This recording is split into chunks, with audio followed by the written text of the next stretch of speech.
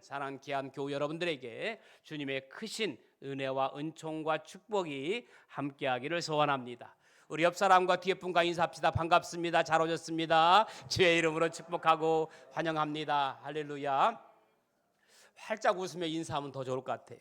우리 장로님 기도 내용 속에 어버이에 대한 감사, 은혜, 사랑, 효가 다 담겨 있습니다. 우리 모두 부모를 공경하고 나라를 사랑하고 교회를 사랑하는 여러분 모두가 되기를 주님의 이름으로 축원합니다.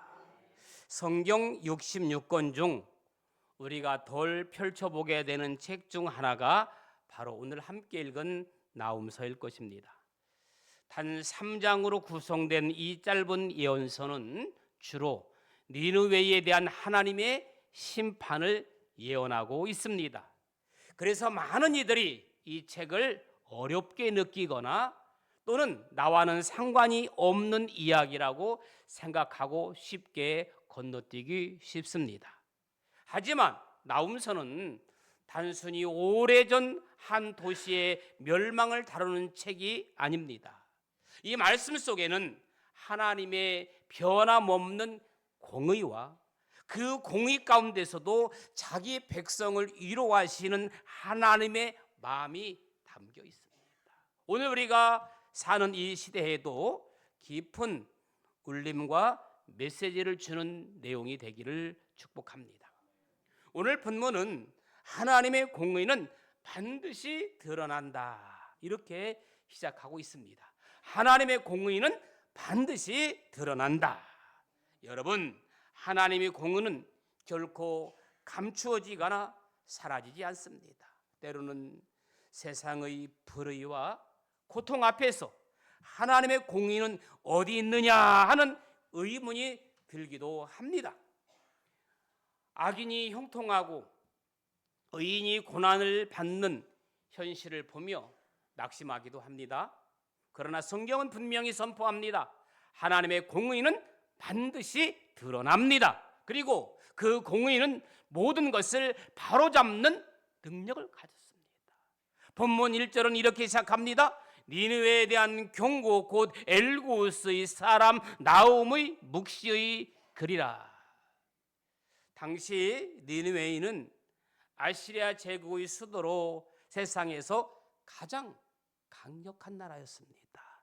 그러나 그들은 무자비한 폭력과 잔혹한 전쟁으로 여러 민족을 힘으로 억압했고, 심지어는 하나님의 백성 이스라엘만저 고통 속에 빠뜨렸습니다. 이렇게 하나님의 나라 이스라엘을 공경에 빠뜨리자 하나님은 가만히 계시지 않습니다. 경고합니다. 경고를 주시며 심판을 선언합니다. 2절 말씀이 그 말씀입니다. 2절, 하나님의 성품을 이렇게 증언합니다. 여호와는 질투하시며 무엇하시는 하나님이라? 보복하시는 하나님이라. 내가 사랑하는 이스라엘, 나의 민족 이스라엘을 감히 건드리니까 하나님은 그 나라를 가만둘 수가 없습니다. 하나님은 질투하시며 보복하시는 하나님이라고 이렇게 얘기합니다. 쉽게 여러분, 누가 내 자녀를 건드리거나 내가 사랑하고 아끼고 소중하게 여기는 사람을 건드리면 내가 가만히 있을 수 없죠. 보복하게 됩니다. 하나님은 사랑의 하나님이시지만 동시에 거룩과 공의를 포기하지 않으시는 분이십니다. 아무리 악에 강해 보이고 세상이 불의로 가득 차 보일지라도 하나님은 반드시 죄를 심판하십니다. 그리고 그의 공의는 반드시 이루어지십니다. 시편은 끊임없이 이 진리의 노래를 하지요. 시편 112편 6절에 보니까 의인은 영원히 기억되고 악인은 자치가 없으리로다. 그는 영원히 흔들리지 아니하며 의인은 영원히 기억되리라.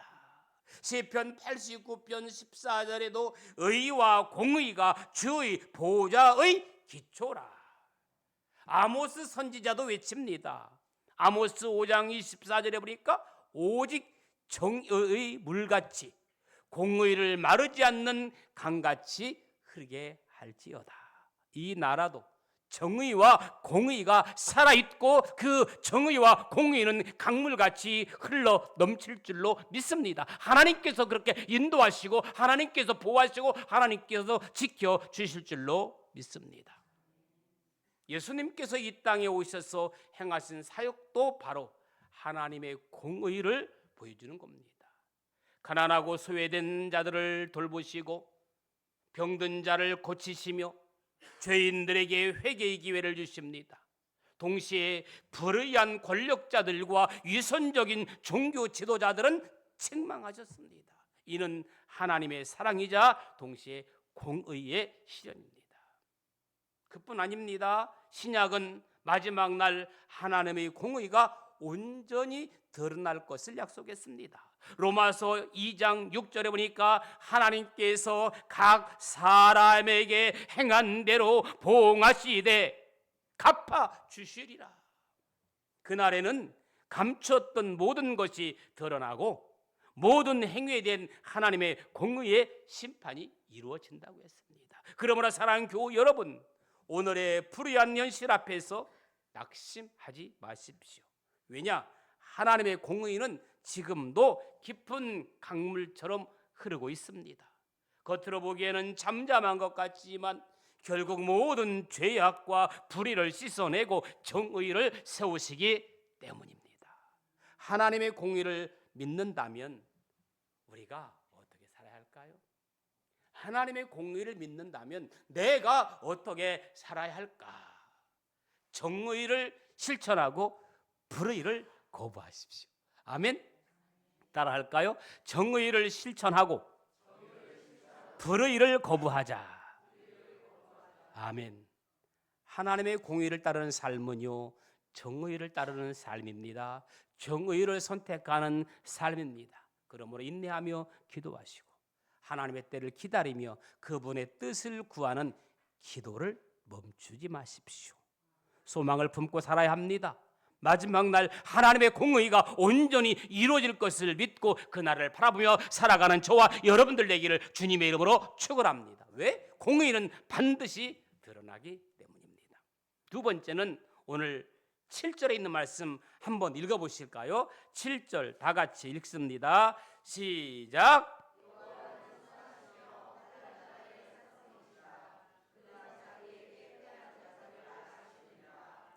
아멘. 하나님은 억울한 자의 피난처가 되십니다.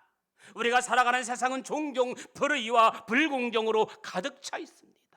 힘 있는 자가 약한 자를 억압하고 때로는 진실은 왜곡되며 정직한 자가 오히려 고난을 당하는 일이 비일비재합니다. 그러나 여러분, 현실 속에서 억울한 일을 겪는 사람들은 깊은 절망과 외로움 속에 눈물 흘리게 될 때가 있습니다. 어디에도 하소연할 길이 없는 것 같은 고통을 겪는 이들이 오늘도 우리 주변은 많이 있습니다. 여러분 가까이에도 아마 있을 수 있습니다. 그러나 하나님은 그러한 억울한 자의 고통을 결코 외면하지 않으십니다.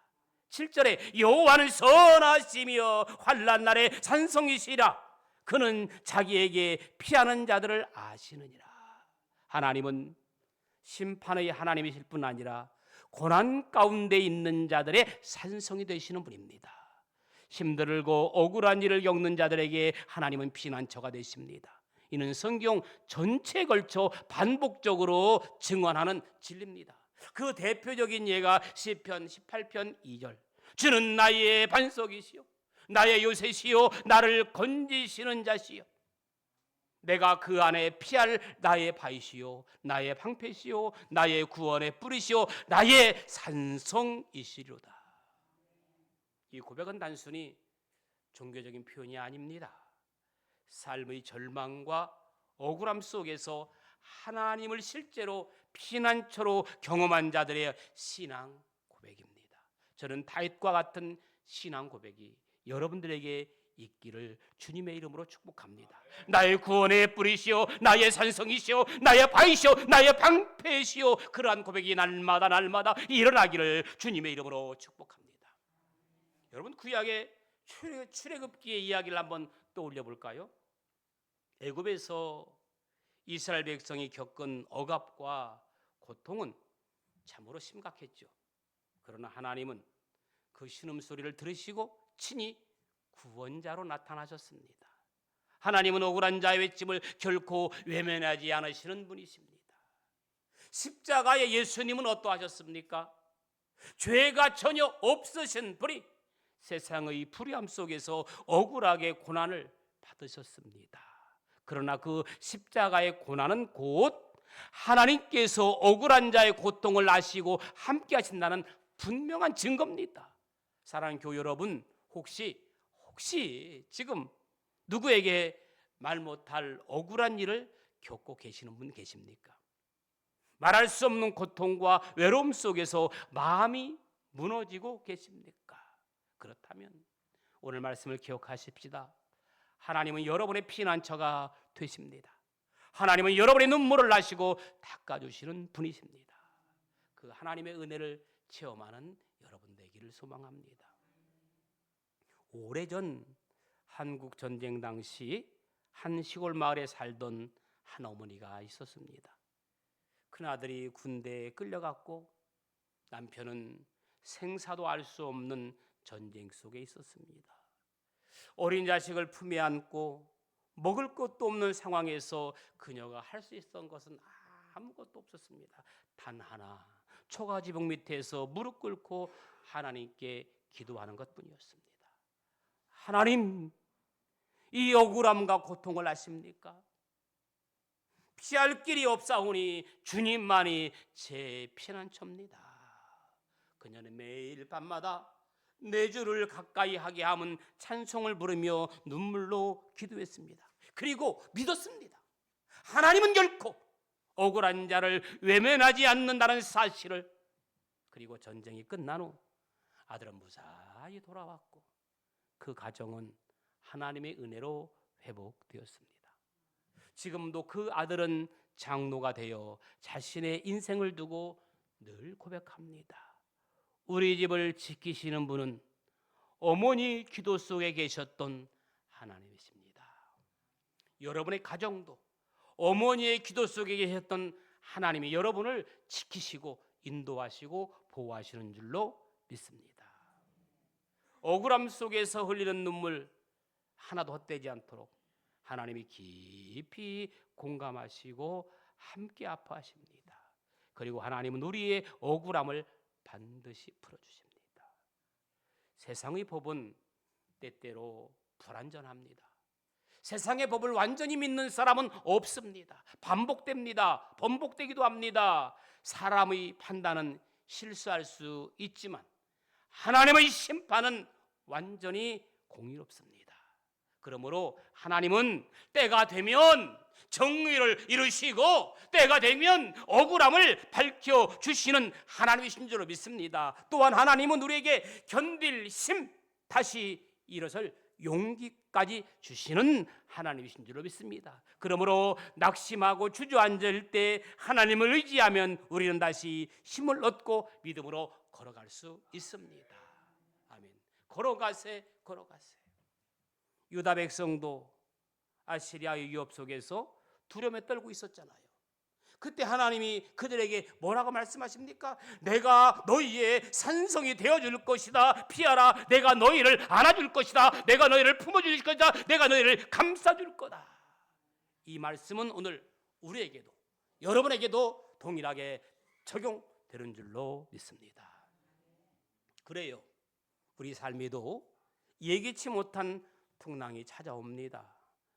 질병, 경제적인 문제, 자녀의 문제, 심지어는 관계의 아픔 등은 인생을 송두리째 흔들기도 합니다. 그러나 그런 날에도 하나님은 우리의 산성이 되시는 줄로 믿습니다.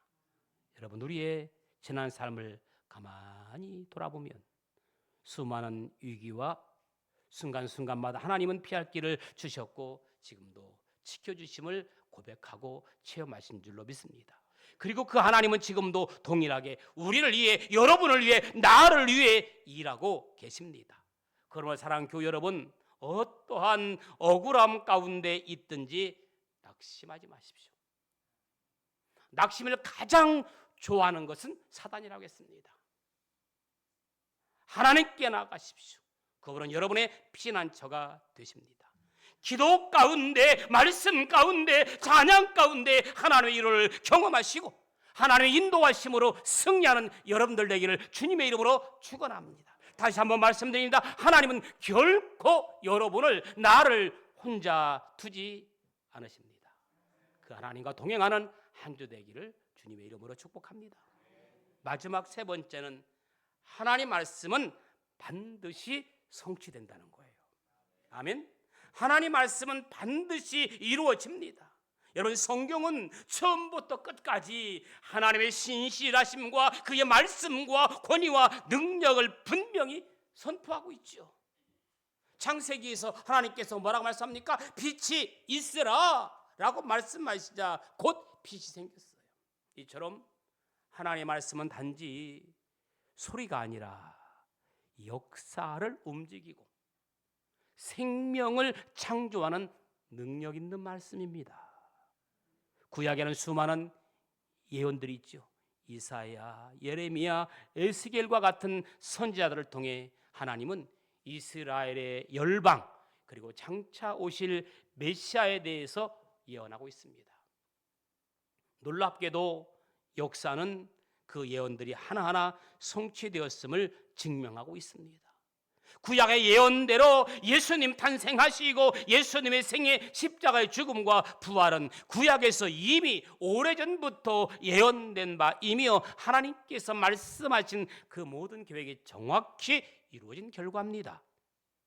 이 모든 것은 하나님께서 하신 말씀이 반드시 이루어진다는 사실을 명백히 보여줍니다. 오늘 본문 나훔 3장으로 가보면 하나님은 니느웨의 멸망을 구체적으로 예언하셨어요. 3장 18절에 보니까 내 목자가 자고 내 귀족은 누워 쉬며 내 백성은 산들에 흩어지나 그들을 모을 사람이 없도다. 이는 단지 상징적인 표현이 아닙니다. 역사적으로 니느웨는 어떻게 됐어요? 정말로 무너졌습니다. 견고했던 성벽이 무너졌고 풍요로웠던 도시가 파괴되었고 한때는 강했던 아시리아의 역사의 무대에서 완전히 사라졌어요. 그들은 군사력도 자원도 풍부했지만 하나님 말씀 앞에서는 아무 힘도 못 쓴 거예요. 하나님의 말씀은 반드시 어떻게 된다? 성취된다는 사실입니다.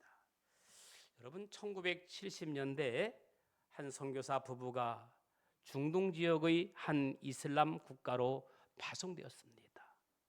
문화가 낯설고 복음을 전할 수 있는 기회는 거의 없었습니다. 그들은 매일 기도하며 아이들에게 말씀을 가르쳤지만 열매가 없어서 낙심하기도 했습니다. 결국 10년 후에 아무런 변화도 보지 못한 채 그들은 철수했습니다. 그런데 40년이 지난 어느 날 그 지역에서 자란 한 청년이 미국에서 신학을 공부하고 목회자가 되어 간증했습니다. 그 간증이 이겁니다. 어릴 적 선교사님이 전해준 성경 이야기 하나가 제 마음속에 남아 있었습니다. 그 말씀이 제 마음에 자라 결국 예수 믿게 되었고 지금은 그 복음을 전하고 있습니다. 여러분, 하나님 말씀은 절대 헛되지 않습니다.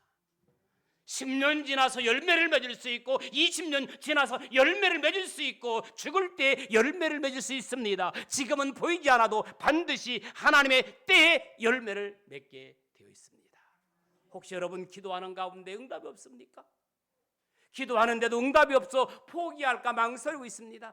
때가 되면 반드시 이루어지는 그날을 믿고 기다리는 여러분 될 수 있기를 주님의 이름으로 축원합니다. 때로는 하나님의 말씀이 더디게 이루어지는 것처럼 보일 수 있습니다. 하지만 하나님은 결코 약속을 잊지 않으신 분입니다. 사람은 약속을 잊습니다. 그러나 하나님은 절대로 약속을 잊으신 분이 아닙니다. 말씀은 정해진 때에 반드시 이루어지는 줄로 믿습니다. 이사야 55장 11절에 보니까 내 입에서 나가는 말도 이와 같이 헛되이 내게로 돌아오지 아니하고 나의 기뻐하는 뜻을 이루며 내가 보낸 일의 형통함이니라. 그래요. 우리가 드린 기도, 고난 속에서 흘린 눈물, 말씀 앞에 순종하며 살아온 우리의 걸음도 결코 헛되지 않습니다. 하나님은 모든 것을 기억하시고 그분의 뜻 가운데 완전하게 응답되어지는 줄로 믿습니다. 사랑하는 교회 여러분, 오늘 나움서는 우리에게 하나님의 두 얼굴을 보여줍니다. 공의의 하나님은 죄를 반드시 심판하신다는 사실과 반대로 선하신 하나님은 고난 중에 피난처가 되어주신다는 사실, 우리가 이 두 가지를 균형 있게 기억할 때 죄에 대해서는 경각심을 갖고 회개하며 살게 되고 고난 중에는 결코 소망을 잃지 않게 됩니다. 지금 여러분이 어떤 상황에 있든지 간에 악한 자들을 두려워하지 마시고 하나님은 그들을 반드시 심판하십니다. 고난 속에 있다면 낙심하지 마시고, 왜? 하나님은 여러분의 산성이 되어주시기 때문입니다. 그리고 무엇보다 하나님 말씀을 붙드십시오. 왜? 그 말씀은 반드시 성취되기 때문입니다. 말씀을 마무리합니다. 오늘 우리는 나움서를 통해 하나님이 어떤 분이신지를 깊이 묵상했습니다. 하나님은 죄를 그냥 두지 않으시는 분입니다. 악이 아무리 번성해도 하나님 반드시 심판하십니다. 우리는 하나님의 공의 앞에서 두려움으로 서야 됩니다. 죄를 가볍게 여기지 말고 날마다 회개함으로 주 앞에 나가야 됩니다. 하나님은 억울한 자의 피난처가 되신다는 사실입니다. 오늘의 말씀을 통해 우리가 더욱 하나님을 경외하고 하나님께 피하며 하나님의 말씀을 신뢰하며 살아가는 성숙한 믿음의 사람들 되기를 주님의 이름으로 축복합니다. 그러므로 하나님 앞에 바로 서십시오. 하나님께 피하십시오. 이 말씀을 붙드십시오. 이 믿음의 걸음 위에 하나님의 승리가 있기를 주님의 이름으로 축원합니다. 우리 시간 같이 한번 찬양하기 원합니다.